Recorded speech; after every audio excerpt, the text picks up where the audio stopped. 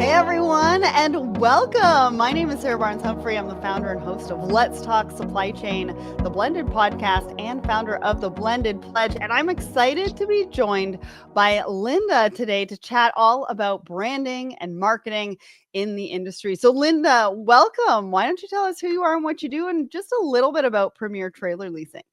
Yeah, well, I'm excited. Thanks for having me. But I'm vice president here at Premier Trailer Leasing on the marketing side. So running all things marketing.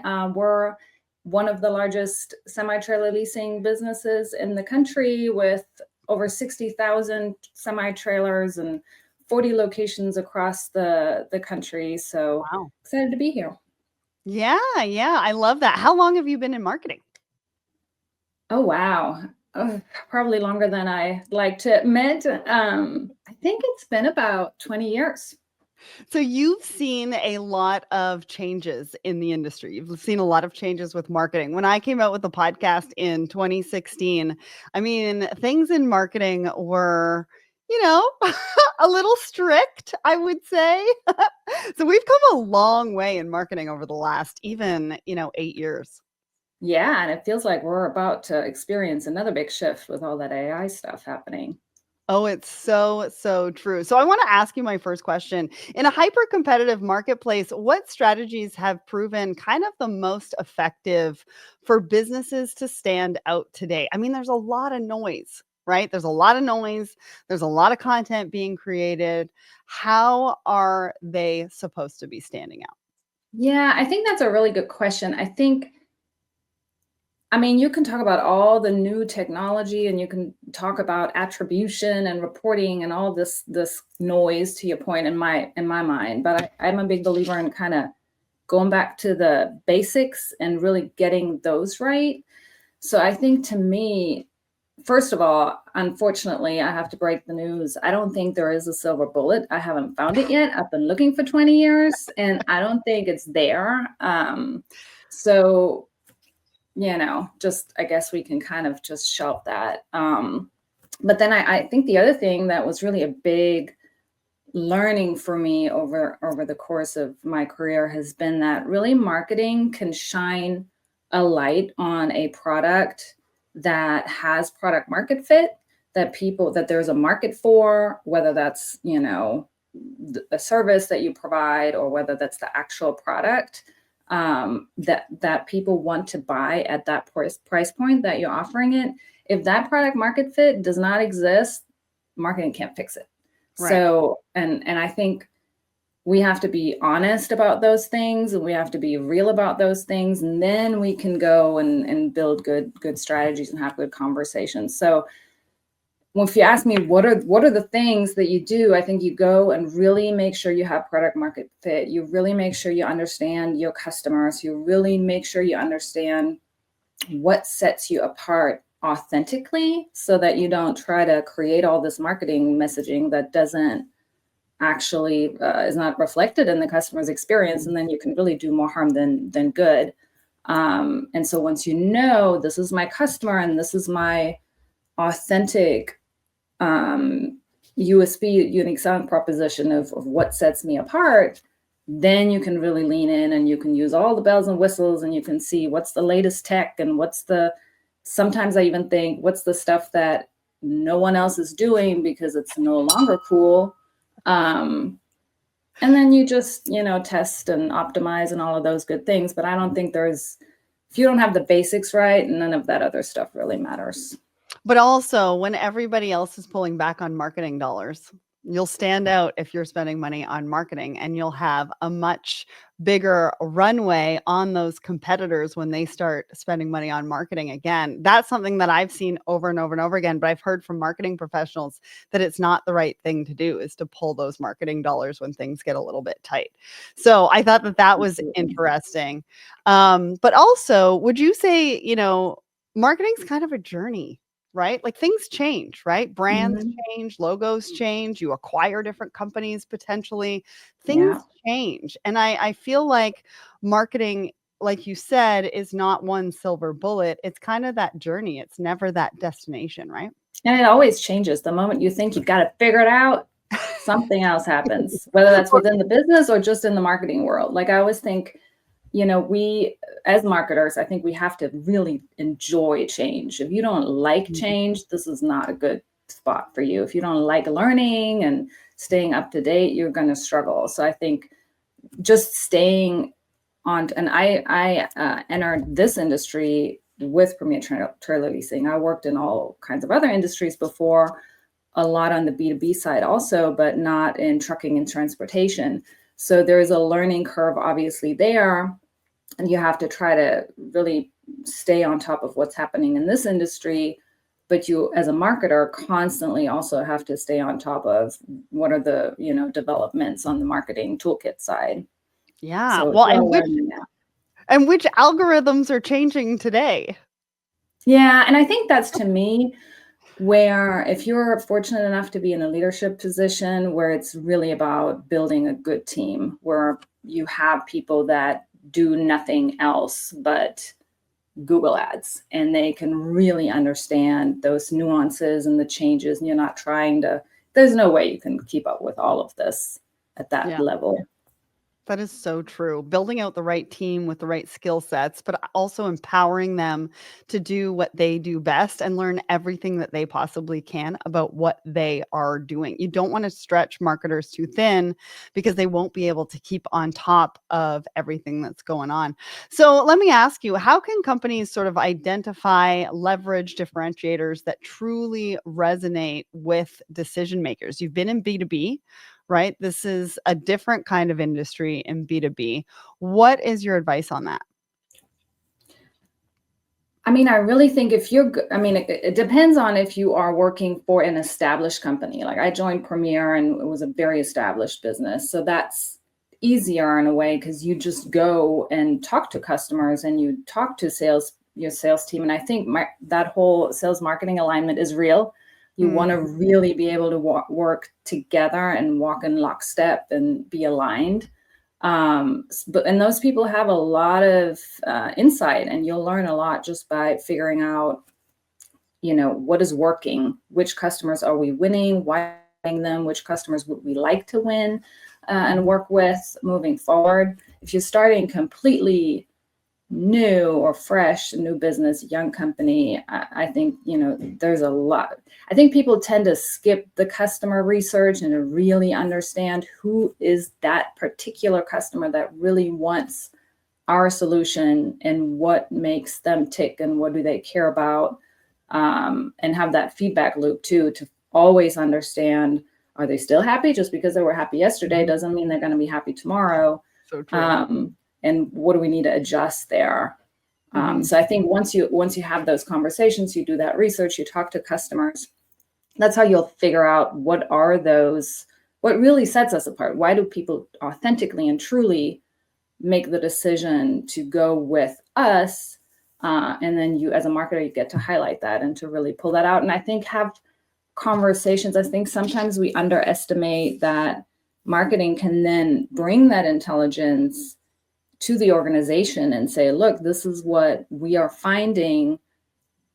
So let's lean on that from a product development side. Let's lean on that from a customer experience service side.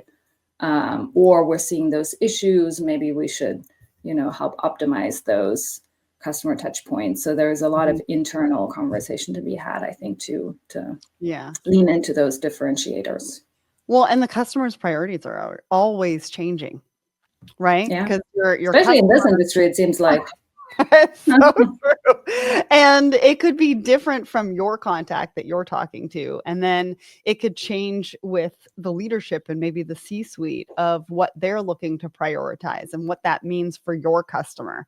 And so how do you stay on top of that? Well, you got to talk to them. You got to have that feedback loop. I mean, it's so, so very important that you are constantly talking to them, but it's not just about communicating and talking to them. It's about asking the right questions too. I feel like sometimes we feel like we're doing the work and getting to know them, et cetera, but we might not be asking the right questions that are actually going to help us help them. And I think just being truly willing to hear the answer. I think what I've experienced quite a bit over my career is that people don't, we think we're doing a good job. And if we get negative feedback, we might want to say, well, that's a one-off, or it's because of that situation. But I think every time we get productive feedback, we need to be willing to hear it. Because I think sometimes it's shared, but companies are like, we'll be fine. Well, and I think some of the benefits of having a strong brand in the industry is, driving growth, it's customer loyalty. Everybody's sort of looking for that customer loyalty. What are some of the benefits in having a strong brand presence that can drive that customer loyalty? What should people be doing and looking for to drive that? I mean, I think they say 80% of purchasers say themselves that they're influenced by a company's reputation. And I think everyone knows that. Even sellers know their individual reputation is what helps them sell. It's the word of mouth. It's people saying, no, you can trust that person. I think in a world where there's more and more tech and there's more and more information, and we can look everything so great that, feedback from your network becomes more and more important. And so I think to me, when as marketers, we really take this idea of individual reputation and bring it up to the company level. It's the same thing. We're just trying to say, when you see this logo, this is what you can expect. Just like people say, when you talk to Sarah, this is what you can expect. And so I think it just helps us, obviously, create more loyal customers, make sure they refer us to other people, have companies' customers be willing to stick with us during maybe more uncertain times because they know they can trust us, whether you're in whichever market you're in. Like, I think in this industry, it's very extreme. I've never seen it this extreme, where things just ebb and flow all the time. And I think you're willing to stick with a really good partner because you know that you can trust them. So all that to say, I think we all know from personal experience that reputation makes a big impact on purchasing decisions. Yeah, and I think sometimes we skip that step. I think sometimes we skip the step of creating that strong brand, that credibility, that trust, because it takes time. Right? And some people don't want to take the time to actually do it, when really at the end of the day and in the long run, it's going to benefit you for years and years to come. One, I think what people maybe sometimes overlook is everybody has a brand, whether you intentionally create it or not. And when you don't intentionally create it, I think there's this quote where I forget who said this, but the brand is basically what people say about you when you're not in the room. And they say something. So if you can help steer them into the direction of your strengths and figure out what are your weaknesses and how can you maybe make them, work and improve there, that's obviously going to help you. If you don't do that, they're still going to talk about you, and there's still going to be a brand out there. You may just not like it. That is so, so true. So on the backs of what you just said, if a brand lacks maybe that trust, that credibility, strength, clarity, what would you say is the first actionable step they should take in maybe redefining or enhancing their brand or identity? Or maybe they're just getting started. What's something that they should take action on to be able to create that trust and credibility? I mean, I think, going back to what I said earlier, I think to me it really starts with taking a step back, going to the basics, and really listen to what is happening in the business and around the business, talking to the customers, talking to your sellers, talking to your customer support, and figuring out what are the things that we do exceptionally well, and then really create messaging that summarizes that well, that highlights that well, and communicate that internally first too, so everybody internally knows, oh, this is what we're really, in a nutshell. It's always more complicated than one sentence or a little PowerPoint presentation, but what we stand for. And once everyone internally then you can go and communicate that externally. And if it aligns with what people are already saying about you, because it's truly who you are, then that works really well. Yeah. Yeah, I think, also it like you were saying, like you said, you have to go back to listening to the customer, but then also talking internally about what you want to be known for. What do you want to be Yeah. known for? What are your values? Right? What is everybody looking to work towards on a day-to-day basis as representation of the brand? And are we representing ourselves at an event, at a conference, in person? Is this how we're talking to people? Is this how we're talking about ourselves? Is this how we're talking about our brand? Because all of that makes a difference. You said, what are people saying about you when you're not in the room? All of that matters, Yeah. And right? I And think it's that consistency. Like, I think we sometimes, marketers, because we have our brand promise and we have our mission statement, and we kind of condensed it all down. And then we may be coming up with a slogan that really summarizes it very well. And then I can at least say for myself, I know I get bored. I don't want to say that over and over again. It's, but it's important because everybody else hasn't heard it over and over again. And people need to hear things many times before it yes. really even sinks in. I mean, yeah, I think it's the consistency and the clarity. And I think you're very right. Like, it's not just who we are today, but also who do we want to be? What's the direction we want to take, so we can help communicate that. I think where I get wary is when companies start with the marketing messaging and put stuff out there that isn't the real customer experience, whether that's not yet or never will be, but that can do a lot of damage, I think. Yeah. Yeah, that's so true. And I think it used to be 7 touch points. I think right now it's 14 touch points. That's a lot. Yeah, that's a lot. Right? You have to repeat the messaging over and over and over again. And some people don't like doing that, but it's necessary. It's what we kind of need to do. So I want to ask you one sort of final question, and then I'm going to ask you how people can connect with you. How can marketing go beyond some of those traditional boundaries, right? How do we sort of break out of the box that sometimes we end up putting ourselves into, maybe to drive revenue growth, maybe to influence that customer retention? Maybe there's an action that you'd like people to take, to integrate more deeply with overall business strategies. So leave us with something, right? Leave us with an actionable takeaway. Leave us with something that maybe the audience should be thinking about when they're thinking about driving revenue growth, which I know is on everybody's mind right now, influencing that customer retention, maybe overall business strategies. Yeah, I think if you're talking about going beyond boundaries, I think what holds us back a lot of times is just a fear of failure. Because Mhm. if you have a great idea and if you want to do something that might really push the boundaries, there's a risk it's going to flop and people are not going to like it. Or it might get attention, but not the kind of attention that you had in mind. And Mhm. so I think it's the willingness. And again, I think a lot of it goes back to being honest with yourself and being honest with your leadership, that things can go wrong. And every time we take a risk, we can win big or we can not win big.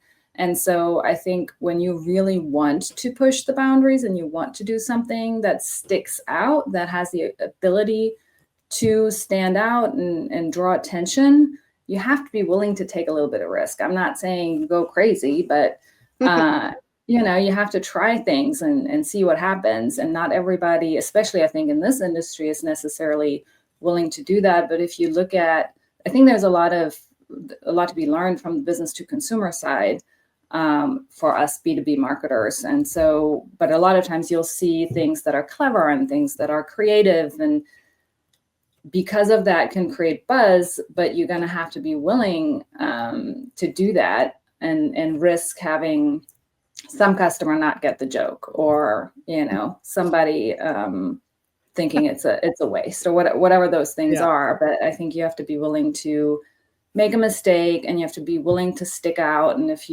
I think in our industry, if those two things are true, there's a lot you can do Yeah. to push the boundaries.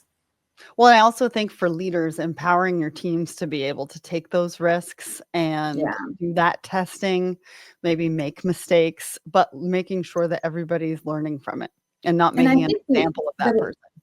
the other thing I would say is that for us marketers, I was lucky enough. I just happened to one of my majors in college or in grad school happened to be business. That just was kind of part of the program.